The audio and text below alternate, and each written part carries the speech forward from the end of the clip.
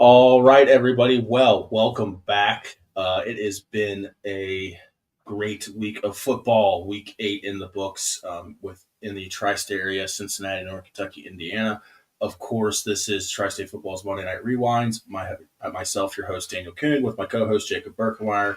We're here to talk about a little bit of everything from the action in Week 8, Jacob. And I think admittedly, looking at the scoreboard from this past week, it wasn't necessarily the most competitive week, I think, of all time. But there were still some good games that we're going to get into here tonight, and I think we're just going to, hop right into it. Yeah, You're going to cover a surprising thriller in the yeah, GMC conference. yeah. My alma mater, Oak Hills versus Princeton, which Princeton is currently 7-0 in the GMC right now and atop the GMC, which is why this was such a surprise. Not saying that Oak Hills has had a bad season or anything, but you would have just expected Princeton to kind of come in and lay it to them. But Oak Hills got the game started off with a wide receiver pass. So Aaron McFarland completed a 40-yard bomb to Cordell Ball. So Oak Hills, after I think at halftime, it was 10-10. So, and then Oak Hills by the end of the third quarter, or actually with 3 minutes to go in the fourth quarter, they were up 24-14. Or wait, no, my bad. Princeton got up 24-14. So 17-14 with 3 minutes to go in the fourth, and Oak Hills was driving. They fumbled, and Jamari Harper had a 29-yard fumble recovery for a touchdown. Little And scoop then six. Oak Hills scored again to make it close, tie the game, and then Princeton ended up coming down throwing almost, they weren't Hail Marys per se, but so Princeton only had 6 passing completions for the night, and 2 of them came from Caleb Miller with a 32-yard catch with under a minute, and then Ryan O'Brien with a 36-yard catch under a minute. And then Princeton scored the go-ahead touchdown with 34 seconds left in the game. So Oak Hills really had them on the ropes, and it's kind of crazy when you look at the stats because Oak Hills outgained Princeton 326 yards to 203, and then only had 1 turnover. Princeton had 2 turnovers, and Oak Hills dominated time of possession 27-17. But it was just that late fumble 6 that kind of got them. And then I was also told that a corner for Oak Hills went down in the second half, and then that was kind of who they were going after, was the backup there, and were able to complete a couple deep balls on him towards the end of the game. And Princeton survives. Kind of a crazy game. I don't think a lot of people were expecting it to be that close, but huge win for Princeton because I believe I'm checking their schedule now. Yeah, so they play. I'll be at the Princeton at Fairfield game this week, and then they play Middletown week 10, which Middletown is 6-1 in the GMC, 7-1 overall. So could be a huge game down the stretch, but if Princeton would have lost that game, that would have given Middletown the chance to outright win the GMC title in that week 10 matchup if they were to win. Now, assuming if Princeton wins next week, they should be able to have, complete control and control their own destiny to win the GMC title, probably get a top 4 seed, get a bye for the playoffs. So huge win, huge for them to hang on and take care of business there. And it really just comes down to, like I said, that them being able to convert a fumble into a touchdown there. So big win for the Vikings, sitting atop the GMC, and we'll kind of see how this next week goes. I'll be at the game, so excited to see Princeton. I haven't really watched much of the GMC this year. I feel like I've been covering a lot of GCL and ECC at the games I've been at, so I'm excited to at least see a GMC match. But I don't know if you have any thoughts on this game. I 2 quick little things. To reiterate your comment, Jacob, about the defensive touchdown really being the difference in this game. That is like we talk about on the show a lot. Good teams find different ways to win.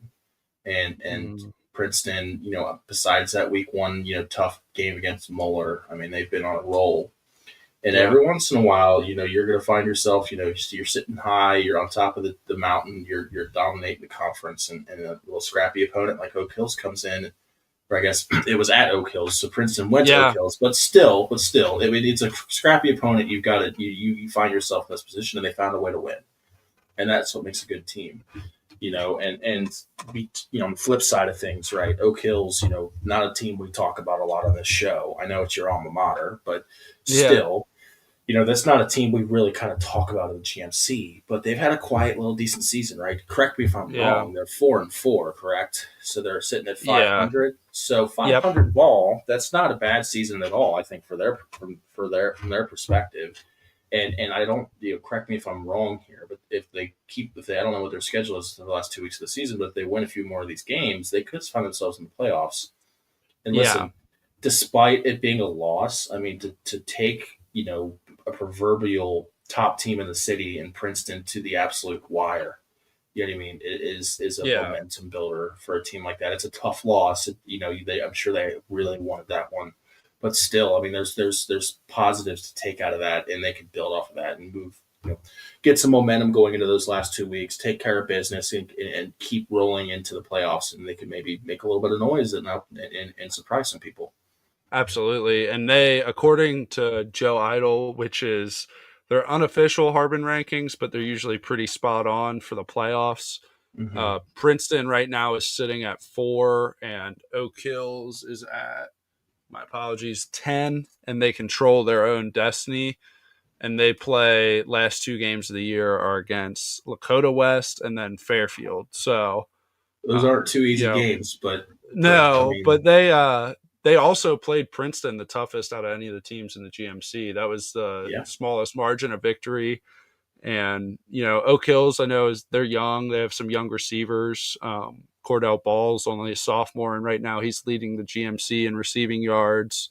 And their quarterback's a junior. So, if you're looking at Oak Hills, you're probably just hoping for that offense to continue growing these last couple games of Mm-hmm. the year, and they might make some, could possibly make some noise and be a tough first round matchup for whoever plays them. Yeah, So for sure. I would tend to agree. I think that Lakota West is a tough bounce back game to have, but for sure. I think if I were them, play as hard as you can against West, and then you turn to that Fairfield game, and they could, that could be the turning point in their season, right? I mean, Yeah. that could be And what gets them in. I know they'll be motivated for that Fairfield game because last year Justin Roden was the coach of Oak Hills, and then he ended up going to Fairfield kind of later in the process. It wasn't an early like February or March hire; it was in June. So, and that Mm-hmm. game's also at home for Oak Hills, so I know they'll come out motivated for that one. But with all that being said, The skies are aligning for that Week 10 matchup yeah, against Fairfield. We'll have to keep our eye on that one. yeah. So Yeah, I I think guess. Sorry, you can I go. cut you off. Yeah, you can go. I was gonna flip it over to you for your game. You'd say I ruined Jacob's Yeah. segue. Even a year and a half No. into this, I still sometimes will steal his thunder. Apologies, but so anyways, so we're gonna flip over to my game, and I'm gonna take it on over to the ECC. Now, when we talk about the ECC, I think 9 times out of 10 we're talking about Anderson and their domination of the conference and how impressive they've been. But this is that 1 time out of 10 we had a really, really good game in the ECC this past weekend. Between 2 teams I actually think are quite good. I think when you're stuck in a conference with a team that's like Anderson, you kind of get overlooked easily because no matter what, you're still going to have that blemish where Anderson beat you by, I think they beat Turpin by 40 and Lebanon by 20 or 30. But my point is these are 2 very, very decent schools. And Jacob talked about, did you say Oak Hills only had 6 passing attempts? Was that correct? Were you correct? No, that was Princeton. Princeton had only 6 had passing. 6. Okay. Yes, they only had 6. Yeah. If you're a fan of passing, I've got the game for you. Now, This game went to a 41-38 final score, and it did go to double overtime. So that you got to have to take that into account. There was a lot of football played, but I just want everyone to listen to these stats really quick. Turpin in a 38-41 loss, their quarterback, senior Luke, I'm assuming it's Milham. Milham went 36 for 52 for 424 and 3 touchdowns. On the flip side, we've talked about Luke Fowler on this show before. He's put together a really nice season. He's a very underrated, I think, quarterback within the city. Definitely. 36 of 59 for 505 and 5 touchdowns. Now that is that's what you call I think that is barn burner the right terminology there? If I got that mixed up. I think that's mixed up. A barn burner, I thought, was low scoring. That's okay. That's what I thought. This was like. Does anybody remember that Rams Chiefs 2018 Monday Night Football game? Yes, yes. 70-60. That's what this game reminds me of. It's a shootout, for sure. It's a shootout, absolute all-out war. Now I can't give you exactly how scoring happened because the box score is a little messy, but I can tell you from Lebanon's perspective. They only ran the ball 23 times, which I say only because they threw the ball, tried to pass the ball 59 times. But on the receiving end, Nick Lautar, 12 catches, 135 yards, 2 touchdowns. And then Wyatt Lassen didn't have the receptions, but holy crap, what a night. Pardon my French. 179 for 3 touchdowns on 8 receptions. That is what you call a they used to make these little graphics. It's a have a day. That's a have a day graphic right there for that young man. I think the difference in this game really just kind of came down to who had the ball last. And so we, when I was doing the radio show with Dan on Friday, we had that game streaming actually because it went so late. So that was like the last game we were waiting to finish. And actually in the first overtime, Lebanon blocked a field goal that Turpin would have, if they would have made that field goal, it would have been to win. And then on the flip side, Lebanon ended up finishing up and making a 22-yarder for the win. So see, there you go, folks. Jacob's got me covered. Like I said, the box score was a little messy. I couldn't tell you exactly what happened. Jacob's got it covered. So, there's the difference in the game, right? A special teams play. How often, truthfully, you hear that a lot at the professional level and maybe even in college. But at this level of play, you don't hear a lot about special teams being the deciding factor in these games. And this just goes to show everybody that that's just as important phase of the game as any. I think that from Lebanon's perspective, this is a humongous win for their season. They're going to roll into these last 2 weeks of their year. They're going to have a lot of momentum. They don't have to worry about seeing Anderson, so they feel good about the rest of their season. And then Turpin, admittedly, let's talk about Turpin really quick. Turpin used to be a stalwart at the top of the ECC, a very tough opponent to play. I remember being in high school. I grew up at Anderson, so I remember being in high school, and Turpin was kind of the top dog. When you talked about football in this area, Turpin was who you wanted to beat, and of course the scripts flipped a little bit, right? Anderson's been so good, but Turpin's had a couple down years in the past, and I think that this year they maybe it's not the most incredible season on paper for the Spartans. But if we look at the standings here, they're still sitting at the 4-4 overall, so kind of similar to Oak Hills. But if you look at their points differential, they're sitting at 225 to 195, so they're scoring at a pretty good clip. I think they got an underrated offense enough they could shore up a little bit of some things on defense that could be, you could see Turpin kind of make some noise coming up here soon in the state playoffs because I think, like you said, if they're sitting at 4-4, they should be able to control their own destiny. Correct? I will check that real quick. And are they Division 1 or are they Division 2? They're 2. I don't think is Winton Woods D1. I think they're the only D1 school. No, there's 3. Winton Woods, Kings, and Lebanon are all D1. But Turpin, I believe, controls their own destiny. It's a little bit closer in D2 than it is D1.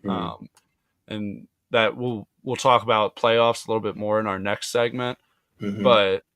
But yeah, and then also just a huge win for Lebanon Yep. because like we've talked about before, that Lebanon and Middletown get the luxury of not being in Region 4.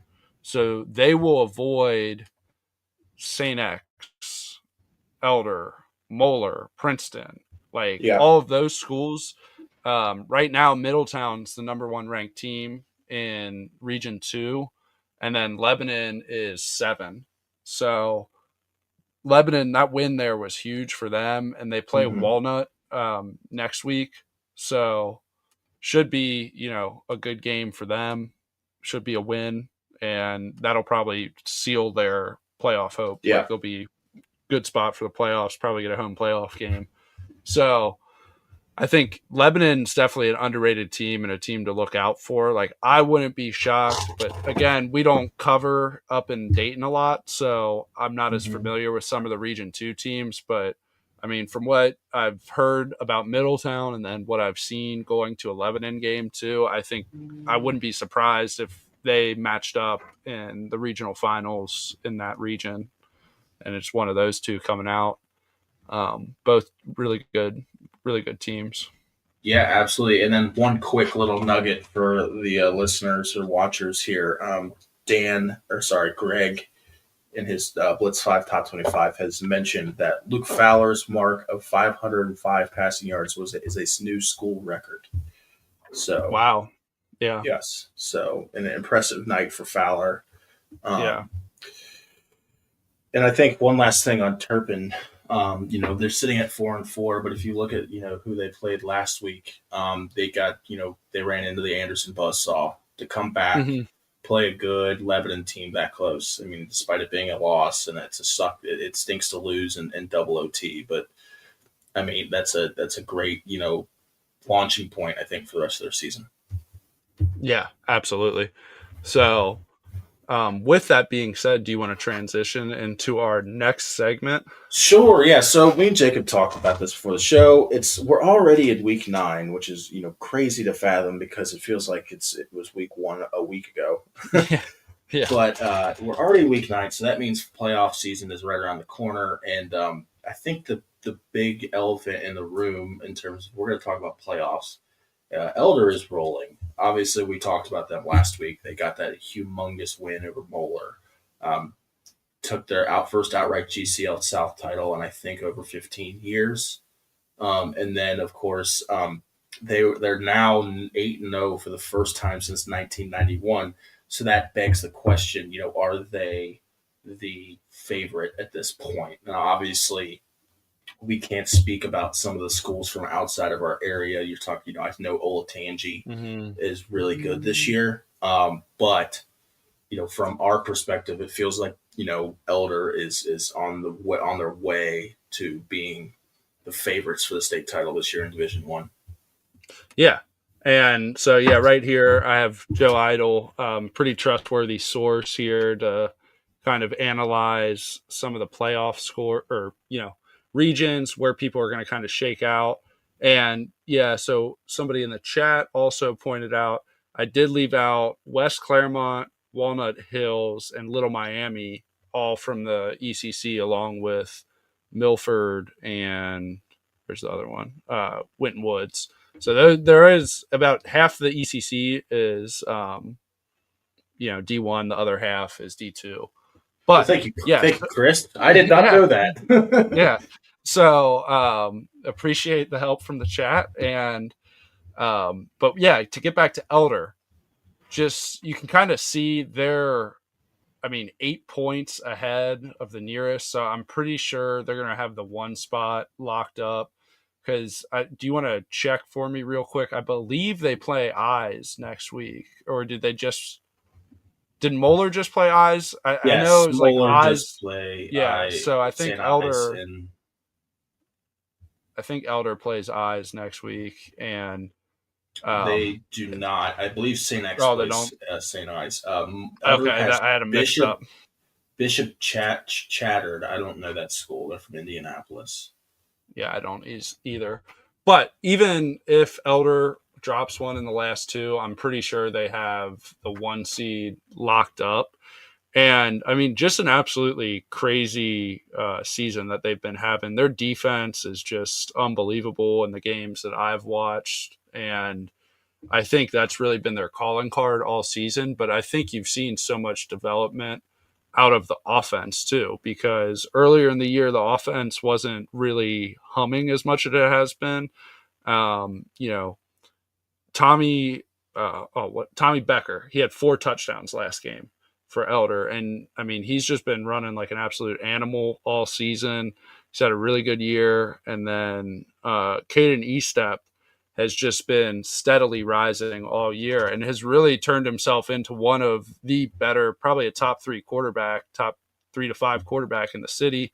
And possibly, I don't know enough about the state, but I think they're doing such a good job of playing complementary football. Mm-hmm. And, when you have that defense to lean on, and then you have a run game with Tommy Becker and Caden Estep, Caden Estep's usually getting 10 to 15 carries a game, anywhere from 60 to 100 yards, and it's about, more for Becker. So I think as long as they can kind of ride that wave through the playoffs, that's a really good recipe to be successful in the playoffs.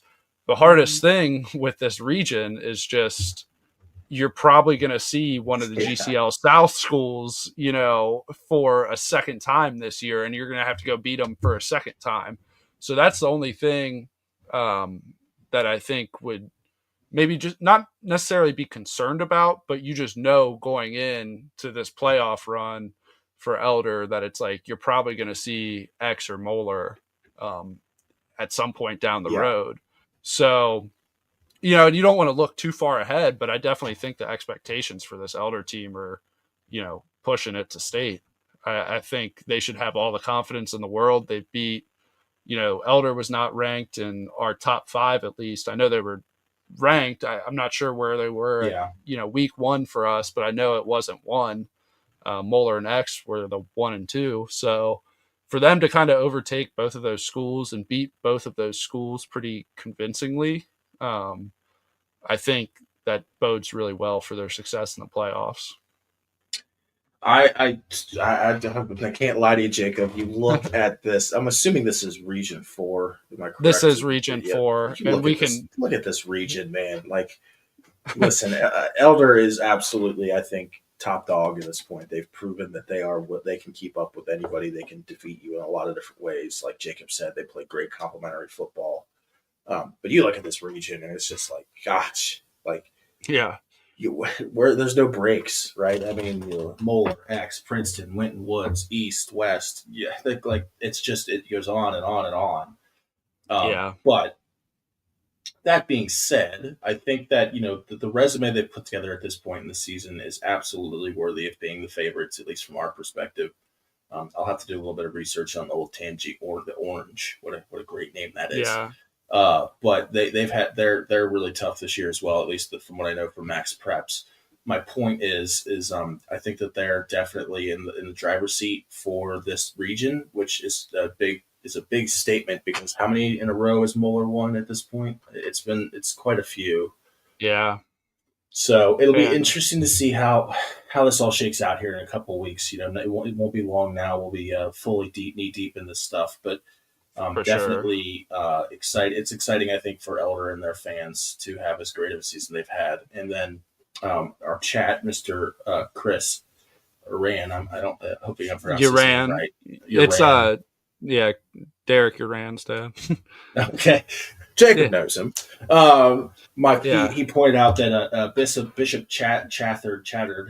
I'll have to figure out the pronunciation on that. They're 7-1. So that should be a really good game. I mean, the Indianapolis schools are tough.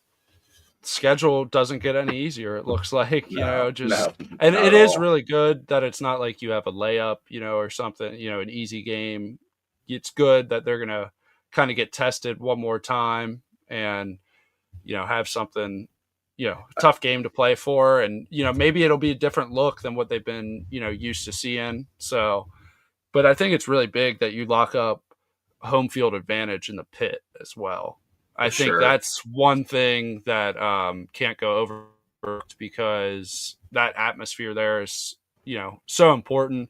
And also this year it's different. Only 12 teams make the playoffs. So first 4 seeds get a bye. And then if you're looking at this, like your 5-12 matchup would be Winton Woods, West High. But then it's, you get Hamilton, East, Oak Hill, like all those GMC schools are sandwiched in there too. So all these GMC schools are going to have to play a second time, like we've kind of talked about with Elder Yeah. and, one of these other, GCL schools. So, and then just kind of to briefly check before we get into our top 25, Region 2 here, you have Middletown, and then Lebanon are really the 2 schools from around here.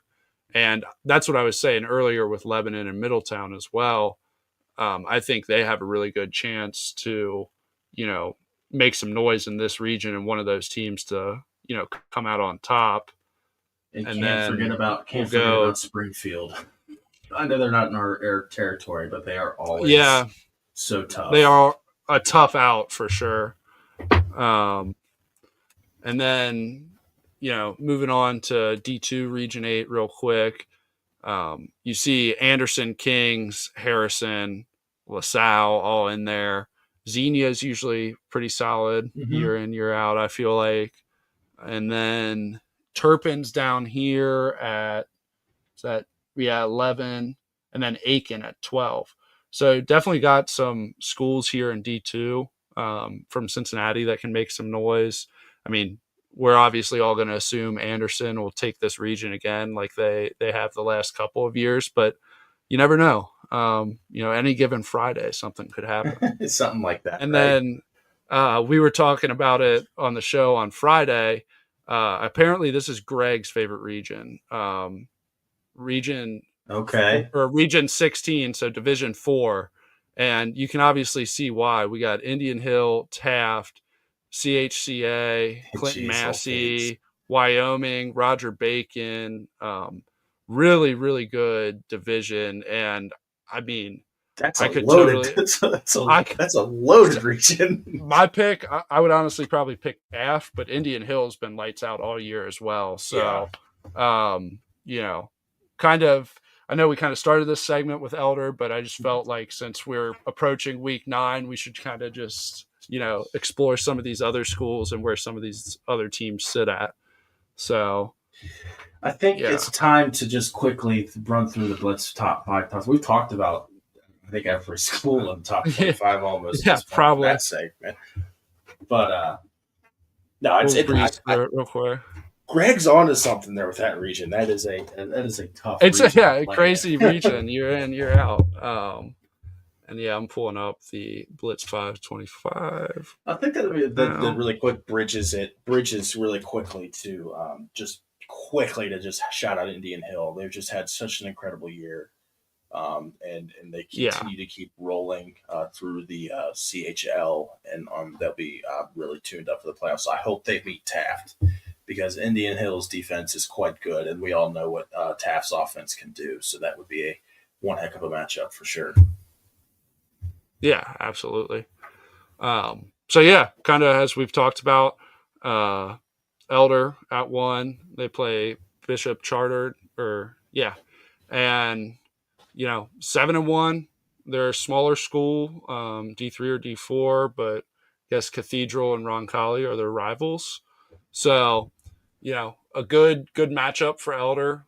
Definitely going to continue to get them ready for this playoff run. We haven't even touched on who Moeller plays this week. St. Ed's, and that's this is a huge game for Moeller. I know they bounced back against Eyes, but this is a down year for St. Ignatius, and Moeller dropping to Elder. I think this is a really good test for them. Maybe get a little bit of their swagger back and confidence back. Move on to 7-2 going into week 10. Moeller's still a huge threat in that region too. But you got to give it to Elder after beating them. So, and then Anderson coming in at 3 for us, and they play huge matchup this week. This is the one we kind of circle every year in the ECC. Winton Woods and Anderson, 2 top schools in that conference year in, year out. And Princeton locking up their playoff berth.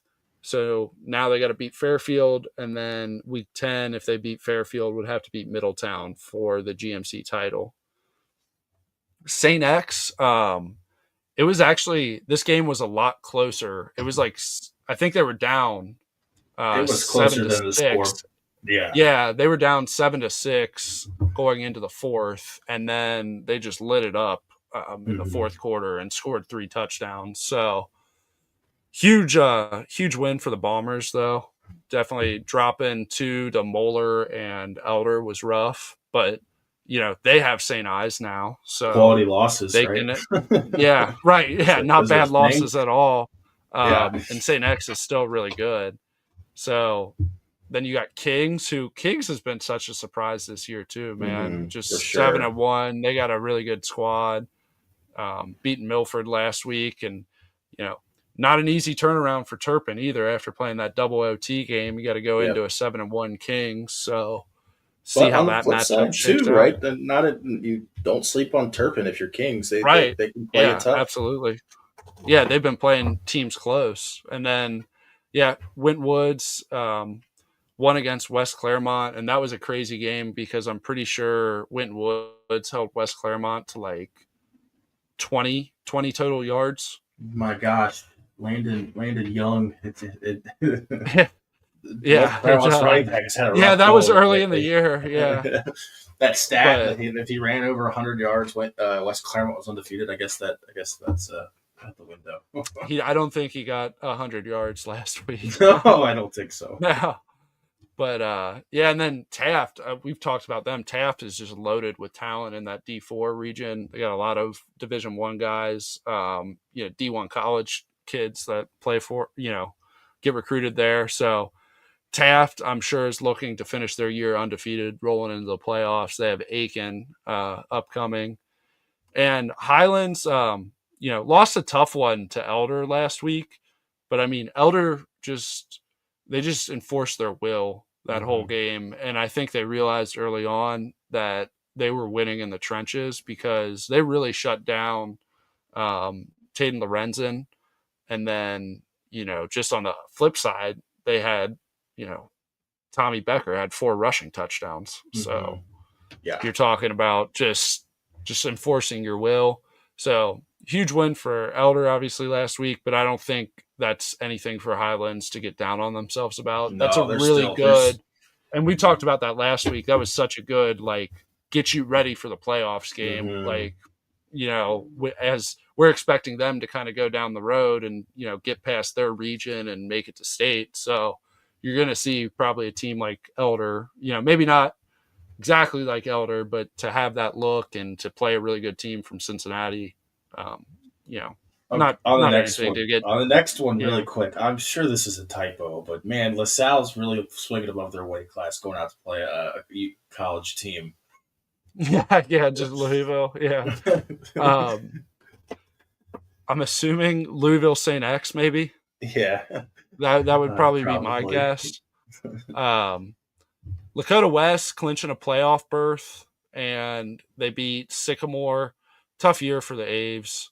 0-8 and got beat 56-0. But they have Oak Hills upcoming, and I think this is crucial for Lakota West to finish their season out on a good note. They've had some ups and downs this year, but at 5-3, 5-2 in the conference, I don't think you're worried or anything, but just to kind of build some positive momentum going into the playoffs. And I know we didn't really talk about Kentucky a ton in this show, but Ryle picked up a win over Campbell County, 56-0. And they have Great Crossing, who's 1-6 this week. So should be another win for Ryle. Covcath beat Indianapolis Cathedral, which was a huge win because Cathedral is a really good squad. And they won 17-10. And I think, you've seen Covcath kind of heat up over these last few weeks. Would you agree? For sure. I would definitely agree. They've had a great, we talked a lot about it, over the course of the season, but they started out 0-2, 2 tough losses to begin their year, and they've really kicked it up a notch. Yeah. After that. And, Baden just continuing their dominance in the GCL co-ed, beat Carroll 55-6. And they do have a good altar squad who we were trying to find that score of the game and it never got posted. Like when we were doing the radio show, we were going to decide, Alter or McNick's head coach, and we just never got the score update. But I guess Alter got the win because they're 3-0 in conference play. So good Alter squad. This is probably Baden's best test in the conference. So, huge game. If they win this, they probably win the conference outright. And Alter has a chance to maybe win the conference if they pick up a win. So Middletown, like we talked, we've kind of sprinkled them in throughout the show, but they destroyed Mason 37-7. And I do think Mason was missing starting quarterback D'Angelo Birch. So could have played a role, but still a huge win. Never a doubt against a team that might be a little undermanned. Mm-hmm. And then you got East here. They won 44-24 against Coleraine. And they play Sycamore. So probably going to be a similar score, and probably should be a win for East as well. And then East Central beating Greensburg 61-0, and they've topped 60 points in 3 straight games. So definitely building some momentum if you're East Central, and they play Roncalli, which is a solid school out in Indianapolis. So for sure. And to kind of finish it up here, we got Cooper. And they've won 4 out of the last 5. I guess they had a bye last week, and they play at Scott, who they should get the win. Then Mason is playing Coleraine this week, but they're coming off that loss to Middletown. Hopefully, I'm not sure the severity of D'Angelo Birch's injury, if he'll be out another week, but hopefully they can bounce back against Coleraine, to fight for this last playoff spot in, Region 4. And then, Lebanon, we talked about that game, beating Turpin. They got Walnut this upcoming week. And then Withrow got the win over Aiken, 45-6. And they play Hughes at Hughes. So they're ranked as the number 10 team in Region 8. So I think Withrow is definitely looking to, kind of string together a couple more wins to end the year, maybe move up a little bit and secure a home playoff game possibly. Mm-hmm. And then Fairfield lost to Hamilton, and that was a crazy game too. Hamilton won with like a minute left to go in the game. Forget the running back's name, but their running back had like 31 carries and ended up getting a game-winning touchdown at the end there. And Fairfield, goes at Princeton. So, if they're getting the film from Oak Hills, hopefully they have some confidence to go in and possibly do, make that a really close and competitive game against Princeton. And then Beechwood doing Beechwood things, 70-0 against St. Henry. And then they play a 1-6 Gallatin County. So it might be another 70-0. And I would assume Beechwood will do pretty well in their region and division for the playoffs, as they always do. And then last but not least, we have a couple D4 teams, Indian Hill, who won 45-0 at Madeira, and they play a solid Deer Park team. And then CHCA, who handled business against Purcell Marion, and they also play a solid Roger Bacon team now. So, and then knocking on the door, Clinton Massey, Harrison, Lawrenceburg, Lloyd, and Oak Hills. So, wrapping that up. Any thoughts, before we kind of pack it in for the night? I think we've covered it all. I think another great show and another great week of football. I'm looking forward to some of the big-time matchups we've got here in Week 9, getting super close to talking all things playoffs. And I know last year, I think our first playoff week that show went like an hour. So hopefully we don't have to go that long for our viewers. Yeah. But another great show. And, of course, I think, looking forward to next week, you keep your eyes on that Anderson Winton Woods game. Is my first thought process, because last Yeah. year Anderson kind of took it to Winton Woods, but that was at Anderson. They're at Winton Woods this year, so never count out the Warriors. I think that'll be a great game, and then of course St. X or Moeller and St. X is always a crazy game. So keep your eye on that And for then sure. also, we talked about Elder, and they're playing a 7-1 Bishop Chartered from Indianapolis. So For sure. definitely those three games, keep your eyes on it. And I know those are our top three teams, so it's a little bit cliche, to But list they all of play good. them. They play good opponents. Yes. So definitely keep your eyes open for that. All right, everybody. Well, thank you all again for listening in, watching us wherever you may be. Of course, you can find this show after the live stream is over on all of our social media platforms for TriState Football, and of course on all major podcast platforms. Make sure you check out all of TriState Football's amazing other content at TriStateFootball.com, like amazing website, and then you can, like I said, you can catch us all on major podcast platforms. Um, Thank you, everybody. Have a great night. We will see you next week. Yes.